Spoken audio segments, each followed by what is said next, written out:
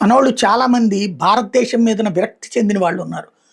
అలాంటోళ్ళు cockroach లాగా feel అవుతారా? లేకపోతే గనక మోడీ మీద ద్వేషంతో ఈ దేశంలో ఉండటమే కష్టం అనుకుంటున్నారు గదా! కన్నయ్య కుమార్ దగ్గర నుంచి, ఇప్పుడు కాక్రోచ్ జనతా పార్టీ నాయకుడి దగ్గర నుంచి, మన రాహుల్ గాంధీ వీళ్ళందరికీ గూడా ఇప్పుడు ఒక మంచి ఆఫర్ ఇచ్చింది పాకిస్తాన్.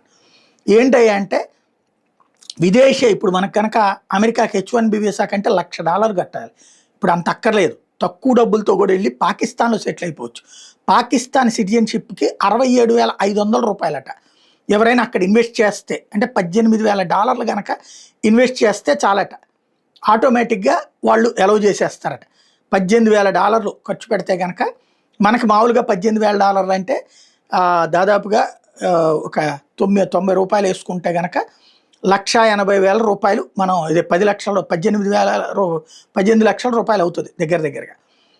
$18,000 లెక్కన చూసుకున్నప్పుడు అంటే $10,000కి రూ. 9,00,000 వస్తుంది.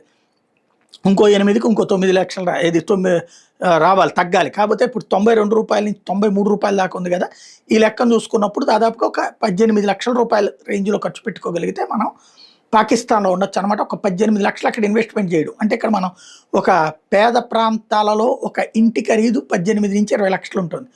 అలాంటిది అక్కడ ఖర్చు పెట్టామంటే కనుక మనకు ఆ దేశ పౌరసత్వం ఇస్తారు. చక్కగా భారత్ని ద్వేషించేవాళ్ళు, భారత్ అంటే అసహించుకునేవాళ్ళు, పాకిస్తాన్ బాగుంది, బంగ్లాదేశ్ బాగుంది, ఆఫ్ఘనిస్తాన్ బాగుంది అనుకునేటటువంటి వాళ్ళు అందరూ అక్కడికి వెళ్ళిపోతే ఈ దేశానికి పట్టిన దరిద్రం వదులుతుంది.